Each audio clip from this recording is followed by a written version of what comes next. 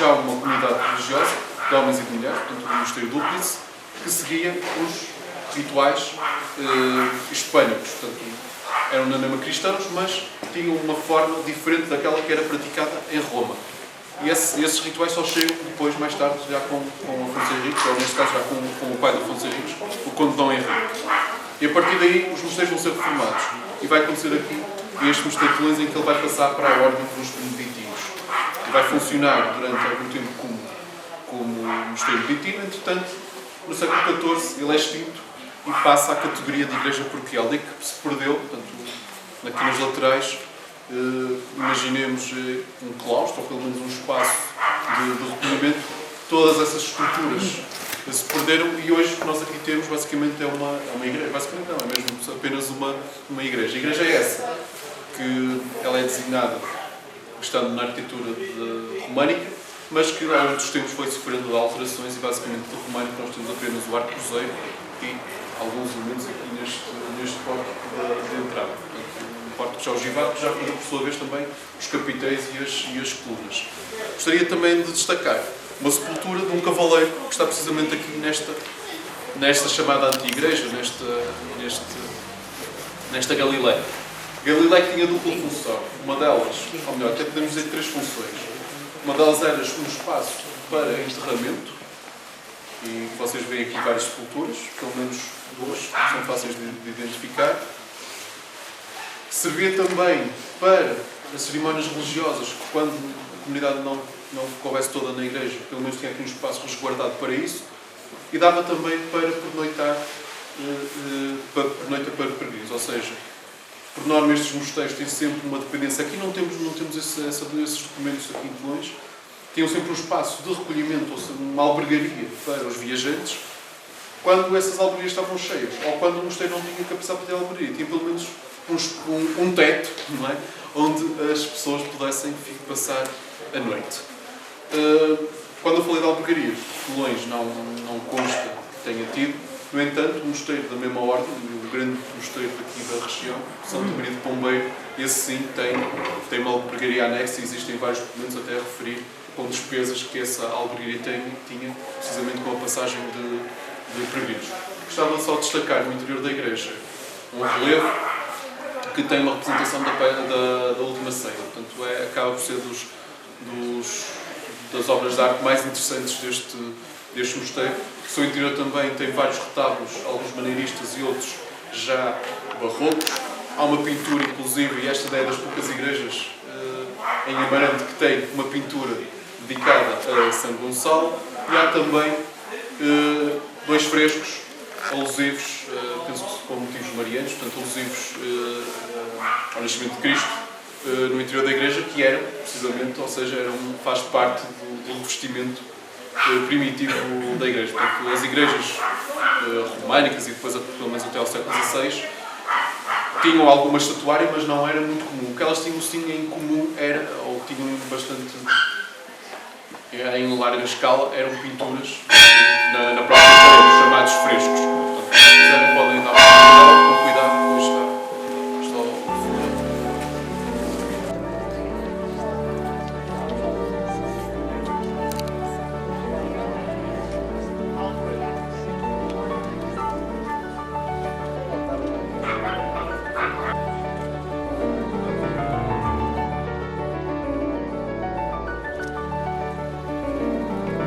De forma a que todos possam dar as mãos também, por isso organizem-se via logística. Eu já deixa só. Espera aí, vamos abrir mais este lado.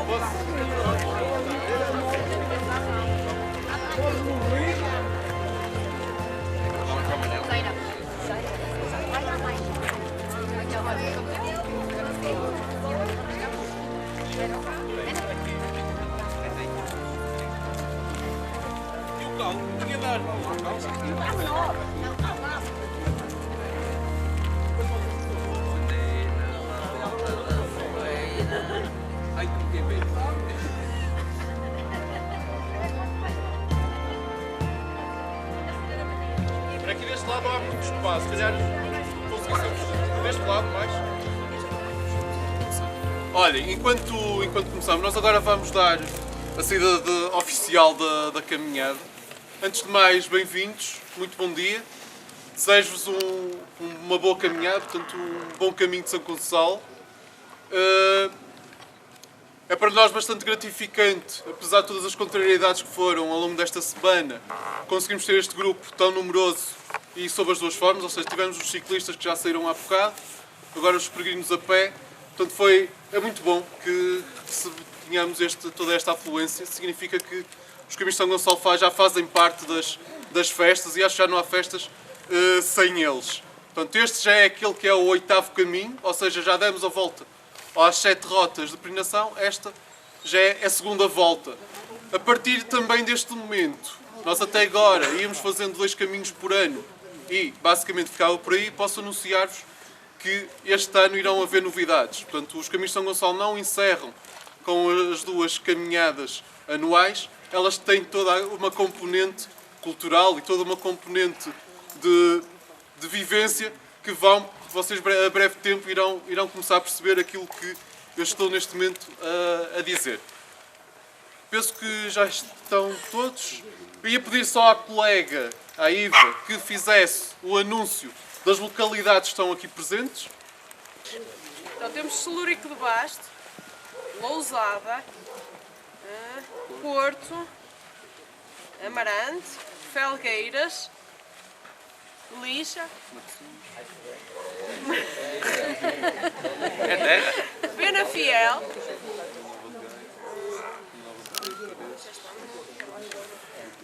Paredes, Salamanca, Marcanaveses. E Marco Canaveses, vizinhos. Onde é que há a Braga? Está o Sr. João Paulo Teixeira, Braga. Muito bem, muito bem.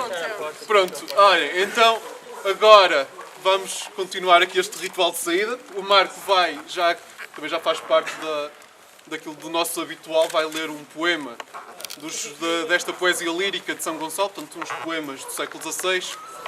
Força aí. Bom dia a todos. Começa o santo a caminhar.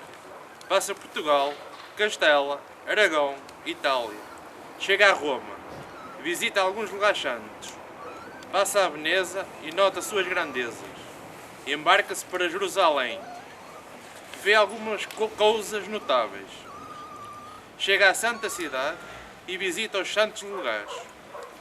Passa ao Rio Jordão. Torna-se à pátria. Vai vendo outros lugares santos, até chegar à cidade de Trípoli, onde se embarca. Enquanto o meu santo passa, províncias, reinos e povos, Deus dê ao sobrinho graça, que leis e costumes novos, num ofício novo não faça. Como tinha pouca idade, ainda este novo cura, que é dado pouco madura, larga as rédeas à vontade. Muito obrigado.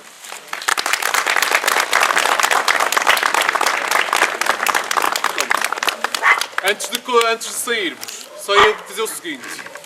Como já sabem, nós somos vários guias, nós vamos estar separados ao longo da caminhada, portanto vão uns à frente, vão outros na primeira metade, uns a meio, na segunda metade e na cauda do percurso. Algum problema que tenha, alguma coisa que surja, vocês colocam, portanto expõem essa a vossa questão ao guia mais próximo e, por favor, respeitem sempre as ordens que nós indicamos. O guia da frente pedia que não ultrapassassem o guia da frente. À partida serei eu e mais outro colega. Antes de fazer a entrega do ramo, os figos vão circular pela roda. Quem desejar levar mais alguns figos, faça o favor então de os recolher. Acho bem. Gostaria só de dizer o seguinte: é habitual, pronto, para quem conhece esta tradição de Amarante, no dia 10 de janeiro e depois no domingo seguinte ao dia 10, é habitual serem distribuídos figos no final das cerimónias. Figos esses que simbolizam a fertilidade. Nós basicamente hoje, e o culto a São Gonçalo é um culto muito ligado à fertilidade, ritual esse que poderá vir já da antiguidade clássica ou até anterior. Portanto, poderá vir já dos povos anteriores à ocupação romana da Espanha, ou seja, da Península Ibérica. E se repararem, o figo, pela sua forma, é um fruto que faz lembrar um útero materno e o seu interior cheio de sementes, ou seja, é um fruto extremamente fértil. E gostaria também de dar só mais um destaque. Se repararem, em algumas imagens medievais, a Virgem Maria surge às vezes surge até com uma pera ou com um figo na mão, ou uma romã.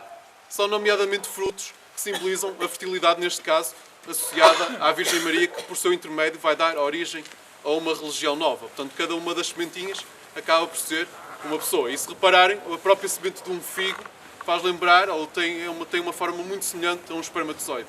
Portanto, daí vamos dizer que os figos acabam por ser uma forma mais subtil que a Igreja Católica encontrou para cultuar e para invocar a fertilidade que era invocada nesta altura. E recordo que o mês de janeiro é o mês em que se regressa ao trabalho no campo, portanto aos trabalhos agrícolas. E por que não celebrar logo no início do ano ou invocar a proteção das divindades, neste caso, à fertilidade. Não vou alongar mais, vou então distribuir este ramo de cravos, vai passar de mão em mão e era interessante que ao chegar a São Gonçalo e antes de ele ser depositado no túmulo, que este ramo de cravos tivesse passado por cada um dos participantes. Agora, em jeito de brincadeira, cada cravo que se partir é menos uma prece que haverá ao São Gonçalo, portanto tenham cuidado. Portanto, eu iria então entregar o ramo ao Marco e depois o Marco irá passar de mão em mão a cada um dos presentes. Sim? Já agora, o Daniel anunciou novidades. Sim. E eu posso fazer uma pergunta. Estas botas foram do São Gonçalo ou é para leiloar? É que estou aqui umas botas. Se é leiloar eu tenho jeito. Novos episódios em breve. Portanto, as recomendações estão dadas. Mais uma coisa. Mesmo antes de terminarmos, antes de desejar o bom caminho. Em junho, dia 2 de junho, voltamos a fazer caminhos de São Gonçalo e lanço o desafio que nem só por terra se fazem os caminhos de São Gonçalo. Portanto, em junho, aguardem pelas novidades que aí vem. Iremos ter qualquer coisa que não vai ser só por terra.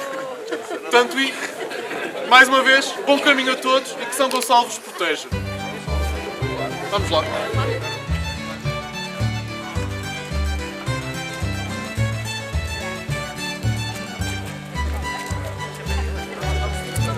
Já ia.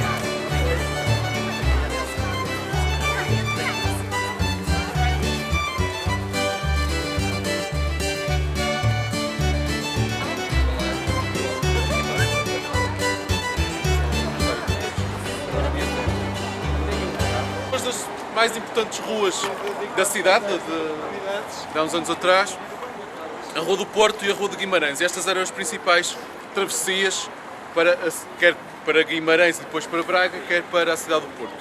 Agora entramos no coração histórico, no centro histórico da cidade, que é assinalado precisamente com o Estado dos Magalhães, que é a primeira casa senhorial à entrada ou à saída da cidade de Amarante, da antiga vila de Amarante. Solar esse que, como com certeza sabem, está intimamente relacionado com as invasões francesas, pois foi a primeira casa que ofereceu, a primeira casa da cidade que ofereceu resistência ao exército napoleónico e foi também a primeira a sofrer com essa passagem da coluna das tropas napoleónicas. Se dizer também, penso que saberão, neste momento já iniciaram os trabalhos de recuperação do solar para ser transformado no museu da cidade. Portanto, dentro de alguns anos irá aqui nascer o Museu da Cidade, o Museu da História local. Pronto, e agora vamos então continuar até São Gonçalo mesmo.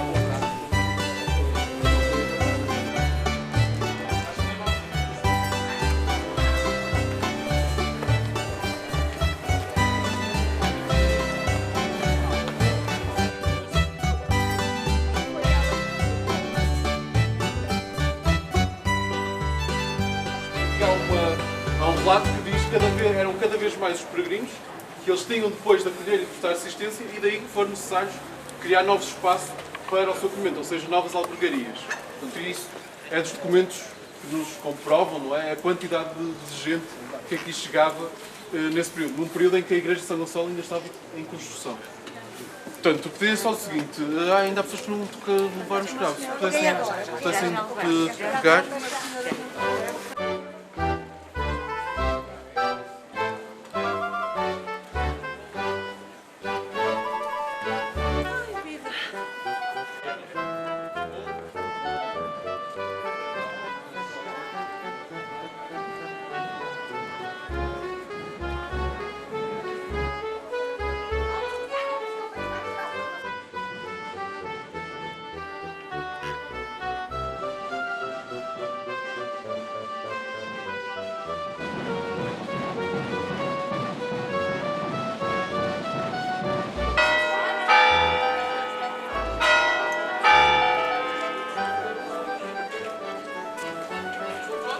Podem começar a circular de mão em mão.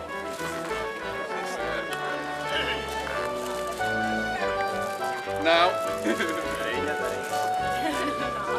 Graves é no junho. No junho é que se faz.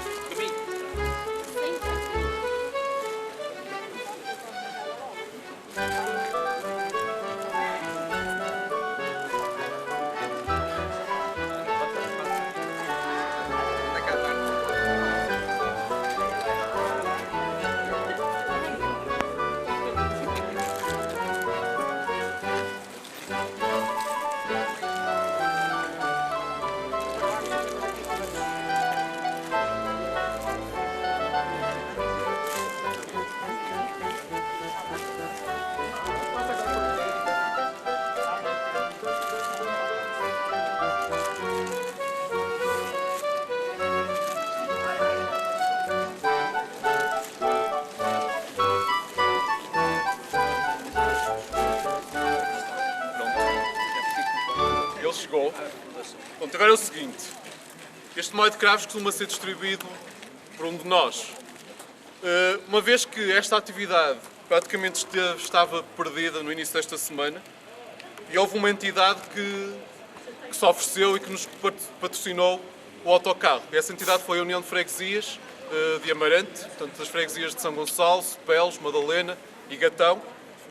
E faz sentido que este molho de cravos seja depositado no túmulo de São Gonçalo, portanto este molho passou por todos nós, em que cada um deixou aqui a sua expressa, o seu agradecimento, portanto as suas causas, os seus propósitos. Vamos entregar ao professor Joaquim Pinheiro, que fará então a deposição, justamente fará a deposição do molho de cravos no túmulo de São Gonçalo. Antes disso, dizer o seguinte, há pouco falei da simbologia do figo. O cravo é uma planta que é oferecida a São Gonçalo desde longa data e que de certa forma simboliza a gratidão, a devoção com que os peregrinos chegavam a Amarante e que deixavam-as em homenagem a São Gonçalo. Portanto, Sr. Presidente, fará o favor de... Muito obrigado. Muito obrigado. E obrigado em nome do caminheiro. Eu como caminheiro agradeço. Só para terminar, no interior da igreja faremos novamente uma leitura de um dos poemas de São Gonçalo, entrega dos cravos, e depois quem for almoçar, quem continuar este dia com um almoço, depois seguimos então para o restaurante.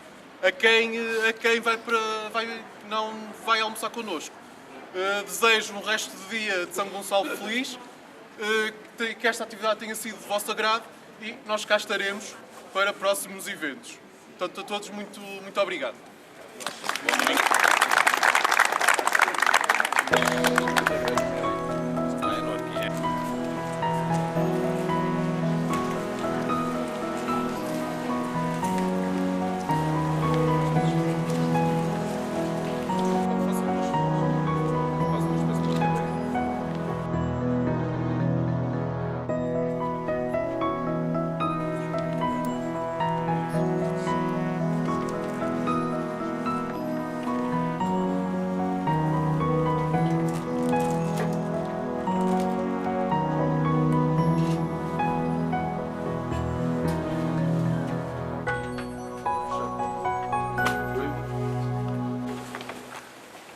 Andava ali ao presente, muita gente peregrina e muita nação de gente.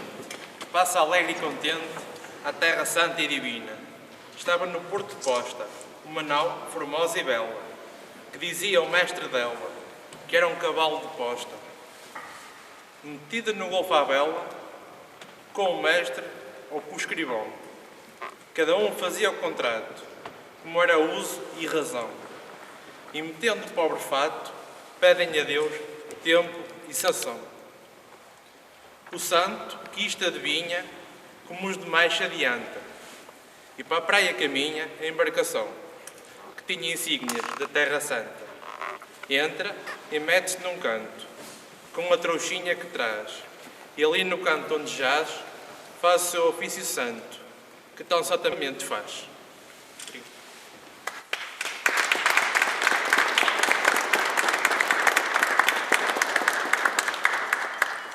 Muito obrigado a todos. Portanto, nós agora vamos sair da igreja. Voltamos novamente lá. Portanto, se eventualmente alguém quiser estar aqui um bocadinho, portanto, voltamos a juntar todos os lares de São Gonçalo e seguimos para o restaurante.